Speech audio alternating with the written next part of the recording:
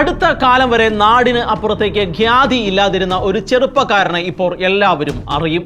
ആ പ്രസിദ്ധിക്ക് മുന്നിൽ ഒരു അക്ഷരം കൂട്ടിച്ചേർക്കണമെന്ന് മാത്രം. അതെ, കുപ്രസിദ്ധി. മൂവാറ്റുപുഴ മുടിയക്കാട്ടിൽ എഡിസൺ എന്ന് പറയുമ്പോൾ ആ കുപ്രസിദ്ധിയുടെ പിന്നിലെ കാരണം ചിലർക്കെങ്കിലും വ്യക്തമാവുകയും ചെയ്യും. മെക്കാനിക്കൽ എഞ്ചിനീയർ ജോലി ഉപേക്ഷിച്ച് മയക്കുമരുന്ന് ശൃംഖലയായ കെറ്റ മെലോണിന്റെ സൂത്രധാരനായി മാറിയ എഡിസൺ ബാബുവാണ് ഈ വാർത്തയുടെ കേന്ദ്രബിന്ദു. ദിനംപ്രതി നമ്മളെ തേടിയെത്തുന്ന മയക്കുമരുന്ന് സംബന്ധമായ വാർത്തകളിൽ നിന്നെല്ലാം വ്യത്യസ്തമാണ് എഡിസന്റെ ഈ വാർത്ത. സിനിമാ കഥകളെ വെല്ലുന്ന വിധത്തിലുള്ള ട്വിസ്റ്റുകളും ആന്റി ക്ലൈമാക്സും ചേർന്ന ഈ കഥ അക്ഷരാർത്ഥത്തിൽ മലയാളികളെ മുഴുവൻ ഞെട്ടിച്ചിരിക്കുകയാണ്. മൂവാറ്റുപുഴയിലെ ഒരു നാട്ടിൻപുറത്തുകാരൻ അന്താരാഷ്ട്ര ബന്ധമുള്ള മയക്കുമരുന്ന് വ്യാപാര ശൃംഖലയുടെ അവിഭാജ്യ ഘടകമാണ് എന്ന് സ്വന്തം വീട് കേന്ദ്രീകരിച്ചും ആധുനിക സാങ്കേതിക മാർഗങ്ങളുടെ എല്ലാ സാധ്യതകളും ഉപയോഗിച്ചും അവിഹിത മാർഗങ്ങളിലൂടെ ധനസമ്പാദനം നടത്തി നാട്ടിൽ സ്വാത്വികനും കുടുംബസ്നേഹിയുമായി അഭിനയിച്ചുകൊണ്ട് ഇരട്ട ജീവിതം നയിക്കുകയായിരുന്നു എന്നതുമാണ് ഈ കഥയുടെ ഒരു പ്രത്യേകത. വിദ്യാസമ്പന്നൻ, നാട്ടിൽ ആർക്കും പരാതികൾക്ക് ഇടം കൊടുക്കാത്ത വിധം ജീവിക്കുന്നവൻ, പക്ഷേ യഥാർത്ഥ എഡിസൺ മറ്റൊരാൾ ആയിരുന്നു. 2025 ജൂൺ 29 ഞായറാഴ്ച നാർക്കോട്ടിക് കൺട്രോൾ ബ്യൂറോ ഉദ്യോഗസ്ഥർ മുടിയക്കാട്ടിൽ വീട്ടിലെത്തി എഡിസണുമായി സംസാരിക്കുന്നതുവരെ എല്ലാം ശാന്തമായിരുന്നു. അവരുടെ ചോദ്യങ്ങൾക്ക് ഉത്തരം കൊടുക്കുമ്പോൾ എഡിസണും ആത്മവിശ്വാസമുള്ളവൻ ആയിരുന്നു. പക്ഷേ അവരുടെ ഒരു ചോദ്യത്തിനു മുൻപിൽ എഡിസന്റെ നില തെറ്റി. ആ നിലതെറ്റൽ കേരളത്തെ വ്യാപിച്ച ലഹരി ശൃംഖലയുടെ വേരുകൾ അറുക്കുവാൻ പര്യാപ്തമായ വിധത്തിൽ ആയിരുന്നു. കെറ്റ മെലോണുമായി എന്താണ് ബന്ധം എന്നതായിരുന്നു ആ ചോദ്യം.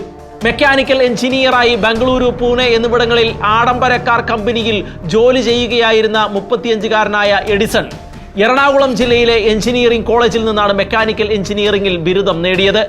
മെട്രോ നഗരങ്ങളിൽ ജോലി ചെയ്തിരുന്ന അവസരത്തിലാകാം അയാൾ ആദ്യമായി ലഹരിയുടെ ലോകത്തേക്ക് കടന്നു വന്നത് എന്നാണ് സൂചന. കോവിഡ് കാലത്തിന് മുൻപ് തന്നെ അയാൾ ആലുവയിൽ ഒരു റെസ്റ്റോറന്റ് ആരംഭിച്ചിരുന്നു. കോവിഡ് മൂർച്ഛിച്ചപ്പോൾ മറ്റു പലർക്കും എന്നതുപോലെ ബിസിനസ് അയാൾക്കും നഷ്ടമായി. പിന്നീട് വീട്ടിലിരുന്നായിരുന്നു ജോലി. ആ സമയത്താണ് വീട് കേന്ദ്രീകരിച്ചുള്ള വൻതോതിലുള്ള ലഹരി ഇടപാടുകളിലേക്ക് അയാൾ ചുവട് മാറ്റിയത്. 2021 മുതലാണ് എഡിസൺ ലഹരി കച്ചവടത്തിലേക്ക് ഇറങ്ങിയത്. ആദ്യം സ്വന്തം ആവശ്യത്തിനായി ലഹരി വാങ്ങിച്ചു തുടങ്ങിയ അയാൾ അതിൻ്റെ പിന്നിലെ പണസമ്പാദനത്തിന്റെ എളുപ്പവഴികൾ കണ്ടപ്പോൾ അതൊരു തൊഴിലായി മാറ്റിയെടുക്കുകയായിരുന്നു. അതോടെ ആഗോള ലഹരി ഇടപാട് സംഘങ്ങളുമായി അടുത്ത ബന്ധം പുലർത്തുന്ന ഒരാളായി അയാൾ മാറുകയായിരുന്നു. തുടക്കത്തിൽ ആവശ്യക്കാരെ കണ്ടെത്തി ചെറിയ തോതിൽ നേരിട്ട് വിൽപ്പന നടത്തിയിരുന്ന അയാളുടെ ലോകം വികസിച്ചത് അയാൾ പോലും പ്രതീക്ഷിക്കാത്ത വിധത്തിലായിരുന്നു. നാർക്കോട്ടിക്സ് കൺട്രോൾ ബ്യൂറോ സാധാരണ പിടികൂടുന്നതിനേക്കാൾ 10 ഇരട്ടി ലഹരിയാണ് എഡിസൺ കൈകാര്യം ചെയ്തിരുന്നത് എന്ന് അറിയുമ്പോഴാണ് അയാളുടെ മയക്കുമരുന്ന് കച്ചവടത്തിന്റെ വ്യാപ്തിയും തോതും നമ്മളെ ഞെട്ടിച്ചു കളയുന്നത്. വിദേശത്ത് നിന്ന് വൻതോതിൽ ലഹരി വാങ്ങി പാഴ്സൽ വഴി ഇടപാടുകാർക്ക് വിതരണം ചെയ്യുന്നതാണ് എഡിസൺ ചെയ്തിരുന്ന പരിപാടി. ആഗോള LSD വിതരണക്കാരായ സോയൂസ് ശൃംഖലയിൽ നിന്നാണ് LSDയും മറ്റും എഡിസൺ വാങ്ങിയിരുന്നത്. 6 മാസത്തോളം നീണ്ട അന്വേഷണത്തിനൊടുവിലാണ് എഡിസണിലേക്ക് നാർക്കോട്ടിക്സ് കൺട്രോൾ ബ്യൂറോ എത്തുന്നത്. ജൂൺ 28 കൊച്ചി ഫോറിൻ പോസ്റ്റ് ഓഫീസിൽ എത്തിയ 3 പാഴ്സലുകളായിരുന്നു എല്ലാത്തിൻ്റെയും അവസാനം. കൊച്ചിയിലെത്തിയ പോസ്റ്റൽ പാഴ്സലുകളിൽ 280 LSD ബ്ലോട്ടുകൾ കണ്ടെത്തിയതിൻ്റെ ചുവട് പിടിച്ചുള്ള അന്വേഷണം എഡിസണിൽ ചെന്ന് ചേരുകയായിരുന്നു. ആ 3 പാഴ്സലുകളും ബുക്ക് ചെയ്തിരുന്നത് എഡിസന്റെ പേരിലായിരുന്നു. അധികാരികളെ നിഷ്പ്രഭരാക്കിയും കണ്ണുവെട്ടിച്ചും എങ്ങനെയാണ് എഡിസൺ ഇത്ര സമർത്ഥമായി മയക്കുമരുന്ന് കച്ചവടം നടത്തിയത് എന്ന ചോദ്യത്തിനുള്ള മറുപടി ഡാർക്ക് നെറ്റ്, ഡാർക്ക് വെബ് വഴിയാണ് ഈ ഇടപാടുകളെല്ലാം നടത്തിയിരുന്നത് എന്നാണ്. എന്താണ് ഈ ഡാർക്ക് നെറ്റ് എന്ന് നമുക്കൊന്ന് നോക്കാം. രഹസ്യ നെറ്റ്വർക്കുകളാണ് ഡാർക്ക് നെറ്റുകൾ. പ്രത്യേക സോഫ്റ്റ്വെയറുകൾ വഴിയോ അക്കൗണ്ടുകൾ വഴിയോ മാത്രമേ ഇവയിൽ കയറാൻ കഴിയുകയുള്ളൂ. സെർച്ച് എഞ്ചിനുകളുടെ പരിധിയിൽ വരാത്തതാണ് ഇവ. അതുകൊണ്ടാണ് പേരിൽ ഡാർക്ക് ഉപയോഗിക്കുന്നത്. ഡാർക്ക് നെറ്റ് വെബിൽ ഉൾപ്പെടുന്ന വേൾഡ് വൈഡ് വെബിന്റെ ഭാഗമാണ് ഡാർക്ക് വെബ്.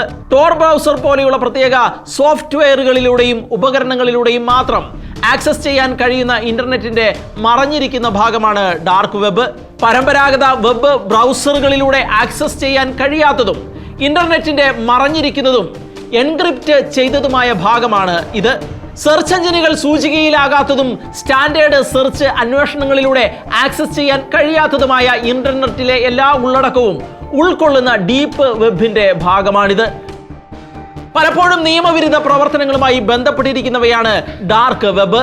ചില സ്ഥാപനങ്ങൾക്ക് അജ്ഞാതമായി ആശയവിനിമയം നടത്താനും വിവരങ്ങൾ പങ്കിടാനും അദൃശ്യമായ പ്ലാറ്റ്ഫോം നൽകുന്നത് പോലെയുള്ള നിയമാനുസൃത ഉപയോഗങ്ങളും ഇതിനുണ്ട് എന്നും പറയാതിരിക്കാനാവില്ല. എങ്കിലും നിയമവിരുദ്ധ വസ്തുക്കളുടെ വിൽപ്പനയാണ് പ്രധാനമായും ഡാർക്ക് വെബിലൂടെ നടത്തപ്പെടുന്നത്. മയക്കുമരുന്ന്, ആയുധങ്ങൾ, മോഷ്ടിച്ച ഡാറ്റ, സോഫ്റ്റ്വെയറിന്റെ വിതരണം, സൈബർ ആക്രമണങ്ങളുടെ ഏകോപനം, കുട്ടികളെ ചൂഷണം ചെയ്യുന്ന വസ്തുക്കളുടെ കൈമാറ്റം, അതുപോലെ തന്നെ പോൺ വീഡിയോസ് അടക്കമുള്ള കുട്ടികൾക്കെതിരെയുള്ള ലൈംഗിക വൈകൃതങ്ങൾ അടക്കമുള്ളവ, അങ്ങനെയുള്ള എല്ലാ തരത്തിലുമുള്ള നിയമവിരുദ്ധ പ്രവർത്തനങ്ങൾക്കായാണ് ഡാർക്ക് വെബ് ഉപയോഗിക്കപ്പെടുന്നത്. കൂടുതലായും ഹാക്കർമാരുടെയും സൈബർ കുറ്റവാളികളുടെയും പ്രധാന വിഹാര രംഗവുമാണ് ഡാർക്ക് വെബ്. ആഗോള ലഹരി മരുന്ന് ശൃംഖലയാണ് കെറ്റാമലോൺ എന്ന് പറയുന്നത്. ഡാർക്ക് നെറ്റിലൂടെ ഈ ശൃംഖലയുമായി ബന്ധപ്പെട്ടാണ് എഡിസൺ മയക്കുമരുന്ന് വ്യാപാരം നടത്തിയത്. സിയൂസ് കാർട്ടൽ അതിൽ ഒരെണ്ണമാണ്. മെക്സിക്കോ കേന്ദ്രീകരിച്ച് ലോകമാകെ രാസലഹരി എത്തിക്കുന്ന കാർട്ടലായ സാംബാഡയുടെ ഏജന്റുമാണ് എഡിസൺ. ഒരു വർഷം മുമ്പ് വരെ ഇന്റർനെറ്റ് അധോലോകമായ ഡാർക്ക് വെബ് അടക്കിവാണ ഓൺലൈൻ ലഹരിക്കടുത്ത സംഘമാണ് സാംബാഡ കാർട്ടൽ. ഇതിന്റെ തലവനായിരുന്നു എൽമയോ സാംബാഡ. കഴിഞ്ഞ വർഷമാണ് ഇയാളെ അമേരിക്കയിൽ വെച്ച് അറസ്റ്റ് ചെയ്തത്. അതോടെ കാർട്ടൽ കുറെ മാസങ്ങളോളം പ്രവർത്തനരഹിതമായിരുന്നു. അങ്ങനെ ഒരു സാഹചര്യത്തിലാണ് ട്രൈബ് സിയൂസ് കാർട്ടലിലേക്ക് എഡിസൺ കളം മാറ്റി ചവിട്ടുന്നത്. ഇന്ത്യയടക്കമുള്ള രാജ്യങ്ങളിൽ രാസലഹരി ഉൽപാദനം തുടങ്ങിയത് ട്രൈബ് സിയൂസ് കാർട്ടലാണ്. വിദ്യാസമ്പന്നരാണ് ഇതിനെല്ലാം പിന്നിൽ പ്രവർത്തിക്കുന്നത് എന്നതാണ് ഏറെ നടുക്കമുളവാക്കുന്ന വസ്തുത. 14 മാസങ്ങൾക്കിടയിൽ 600ഓളം തവണ ഇക്കൂട്ടർ ഇന്ത്യയിലേക്ക് ലഹരി കടത്തി എന്നാണ് നാർക്കോട്ടിക് ബ്യൂറോയുടെ കണ്ടെത്തൽ. ക്രിപ്റ്റോ കറൻസി വഴിയുള്ള പണമിടപാടുകളാണ് ലഹരി കച്ചവടക്കാർ പ്രോത്സാഹിപ്പിക്കുന്നത്. അതുകൊണ്ട് തന്നെ ഇതുവഴി നടത്തുന്ന പണമിടപാടുകളെ കുറിച്ച് അറിയാനുള്ള സാധ്യതയും കുറവാണ്.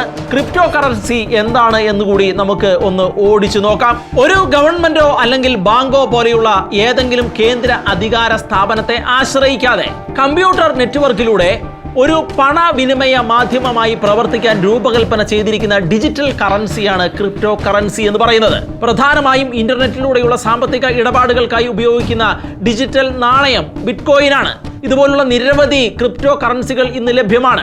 ഇത്തരത്തിലുള്ള ആധുനിക സാങ്കേതിക വിദ്യകളും സാധ്യതകളുമാണ് എഡിസണും അയാളെ പോലെ ഉള്ളവരും ഉപയോഗിച്ചുകൊണ്ടിരിക്കുന്നത്. അതുകൊണ്ട് തന്നെ ഇതെല്ലാം പെട്ടെന്നൊന്നും അധികാരികളുടെ കണ്ണിൽപ്പെടാൻ സാധ്യത കുറവുള്ള കാര്യങ്ങളാണ്.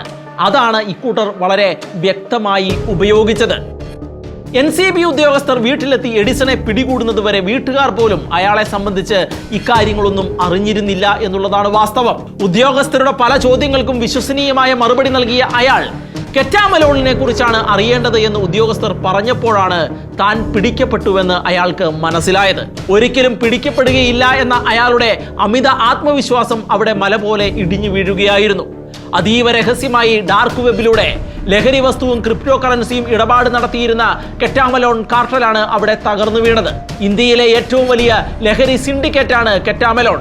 ബംഗളൂരു, ചെന്നൈ, ഭോപ്പാൽ, പാട്ന, ഡൽഹി എന്നീ നഗരങ്ങളിലേക്കും ഹിമാചൽ പ്രദേശ്, ഉത്തരാഖണ്ഡ് എന്നിവ അടക്കമുള്ള പ്രദേശങ്ങളിലേക്കും LSD സ്റ്റാമ്പുകൾ എത്തിക്കുന്ന വിതരണ ശൃംഖലകൾ ഇവർക്ക് ഉണ്ട്. 70 ലക്ഷത്തിലധികം വിലമതിക്കുന്ന ക്രിപ്റ്റോ കറൻസി ആസ്തികൾ, 35.12 ലക്ഷം രൂപ വിലമതിക്കുന്ന 131.66 കിലോഗ്രാം കെറ്റാമിൻ, 1127 LSD സ്റ്റാമ്പുകൾ, ലക്ഷങ്ങൾ വിലമതിക്കുന്ന ഡിജിറ്റൽ ഉപകരണങ്ങൾ എന്നിവയെല്ലാമാണ് എഡിസന്റെ പക്കൽ നിന്ന് ഉദ്യോഗസ്ഥർ പിടികൂടിയത്.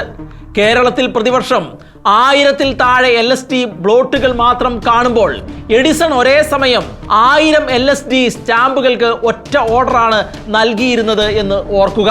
അയാൾ നിയന്ത്രിക്കുന്ന ലഹരി മാഫിയയുടെ വിശാലതയാണ് ഇവിടെ വെളിവാകുന്നത്. ഇത്രയും അധികം ലഹരി കച്ചവടം നടത്തിയിട്ടും എന്തുകൊണ്ടാണ് നാർക്കോട്ടിക് ബ്യൂറോയുടെ കണ്ണിൽ നിന്ന് ഒളിഞ്ഞു നിൽക്കാൻ എഡിസണ് സാധിച്ചത്? അവിടെയാണ് അയാൾ ആർജിച്ചെടുത്ത സാങ്കേതിക വിദ്യകളുടെ കാര്യം പരാമർശിക്കേണ്ടി വരുന്നത്. അറിവുള്ളവർക്ക് സാങ്കേതിക വിദ്യകളെ എത്രത്തോളം ദുരുപയോഗം ചെയ്യാം എന്നതിന്റെ ഏറ്റവും വലിയ തെളിവ് കൂടിയാണ് എഡിസന്റെ സംഭവം നമുക്ക് മുന്നിൽ വിരിച്ചു വെക്കുന്നത്. ദിവസം തോറും ലഹരി മരുന്ന് കച്ചവടത്തിന്റെ വ്യത്യസ്ത തരം വാർത്തകളാണ് പുറത്തു വന്നുകൊണ്ടിരിക്കുന്നത്. കൊച്ചി പഴയ കൊച്ചിയല്ല എന്ന് ഒരു സിനിമ ഡയലോഗ് ഉണ്ട്. അതുപോലെ തന്നെയാണ് ഇന്ന് കാര്യങ്ങളും.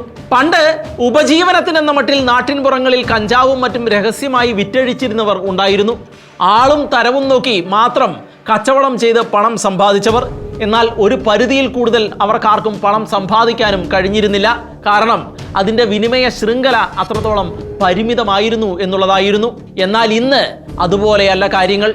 മയക്കുമരുന്ന് കച്ചവടത്തിനായി ഇറങ്ങിത്തിരിക്കുന്ന ചെറുപ്പക്കാരും അഭ്യസ്ത വിദ്യർ തന്നെയാണ്.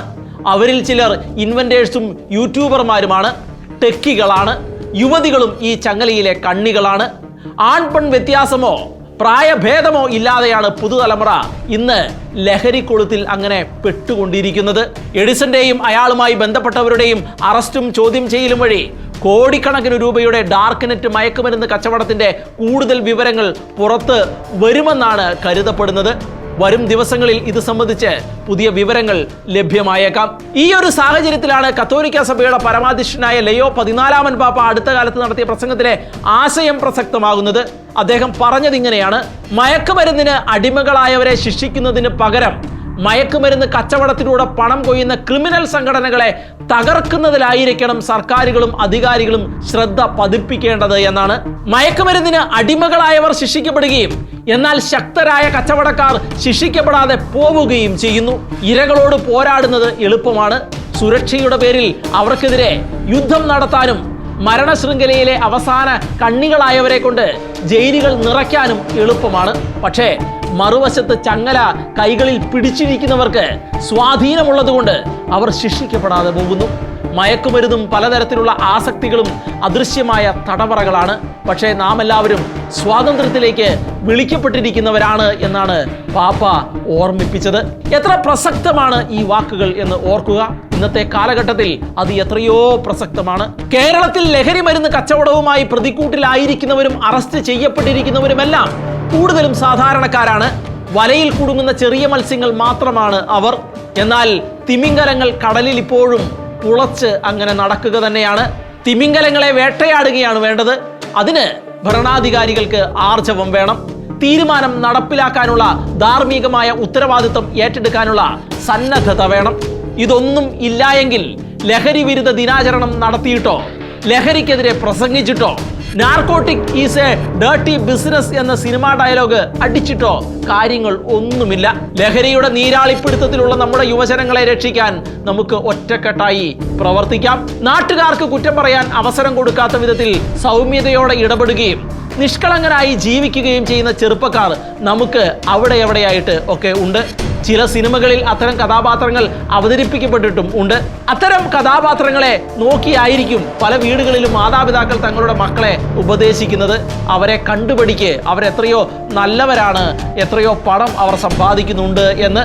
ഇങ്ങനെ വീട്ടുകാരുടെയും നാട്ടുകാരുടെയും ഒക്കെ ആ നല്ല ഉണ്ണികൾ എത്രത്തോളം രഹസ്യാത്മകത കാത്തു സൂക്ഷിക്കുന്നവരും അപകടകാരികളുമാണ് എന്ന് തെളിയിക്കുക കൂടിയാണ് എഡിസന്റെ ഈ സംഭവം എന്ന് ഓർക്കുക.